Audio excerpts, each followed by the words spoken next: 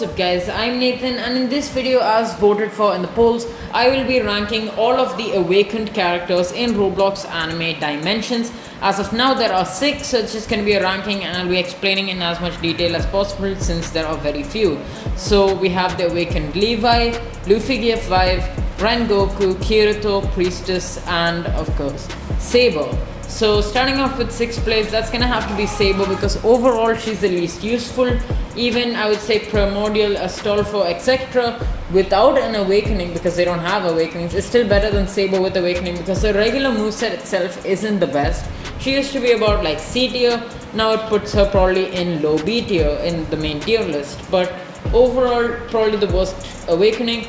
I mean, the awakening ability itself is more or less similar on all characters. It gives about double of the average ultimate's damage, and it also has more than double the cooldown.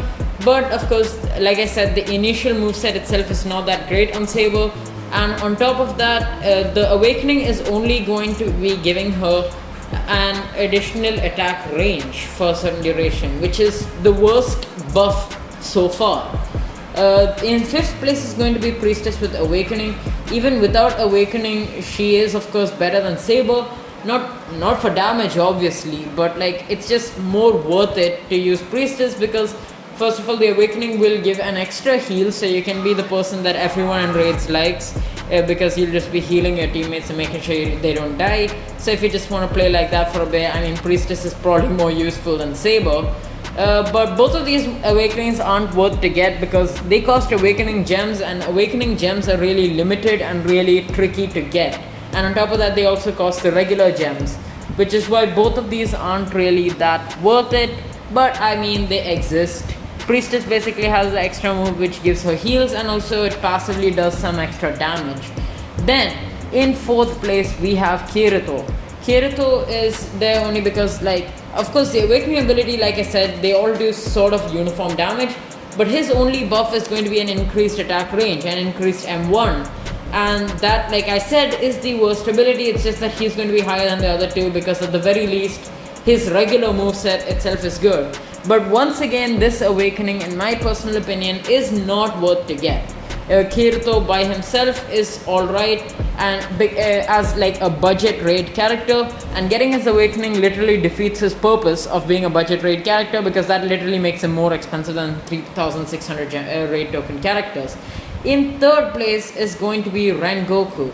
Ren Goku's awakening is called Purgatory, and basically what it's going to be doing is increasing his attack, his damage, his base damage basically, for 35 seconds, which is actually more than average. It's going to be increasing his damage, and once again with a 125-second cooldown. What's good about this awakening, like, it's actually somewhat worth it because it's actually really good for dimensions. Rengoku's base form itself has quite a few dash abilities.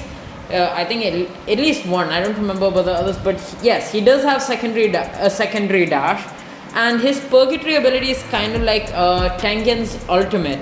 It basically moves you around, and it's not just that it's movable. I mean, you automatically move, which can be a little bit annoying against bosses. You have to keep going around in circles.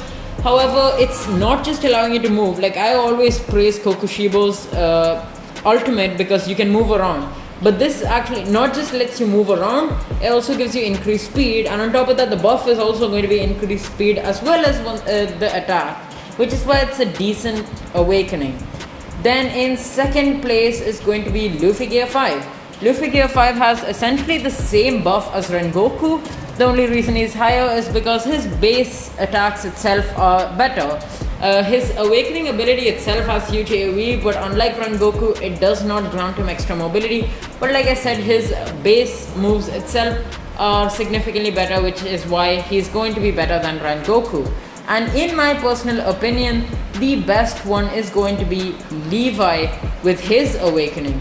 The main reason is Levi's awakening is going to give you so many buffs. It's just by far the best buff, and even though Levi does not have better than Luffy Gear 5's base abilities, it still just makes him really amazing because he gets extra speed, he gets extra extended M1s, and on top of that he's gonna get 25% extra critical chance and 25% more critical damage. which is just really good. And also he does have a couple of dash abilities. He's got iframes. He's actually a pretty solid character, and if you really want to get an awakening, Levi and Luffy are probably the most worth it. The main reason is like Levi actually potentially can do a lot of damage, mainly because if you already have a high critical chance, like what is considered high critical chance is going to be in the neighborhood of around 60%. If you get that plus Levi's awakening, you're doing 85% critical chance for half a minute. That basically, like, Levi's awakening move is just like Sung Jin Woo's assist, 25% critical chance, just for way longer, plus you get additional buffs, plus there's the ability itself, which is doing, like I said, double the average ultimate. It's just really good. And when you use this, it's basically, if you have a high critical chance, you essentially have 85% critical chance, which is insane. Like, you're almost guaranteed to crit. And on top of that, when you crit, you're doing 25% more damage on those crits, which is why, in my opinion, Levi has the best awakening. But that is pretty much it for this video. So thank you guys for watching. Make sure to like and subscribe if you haven't already. And let me know what you guys want to see next. And I'll catch you guys in the next video. See ya.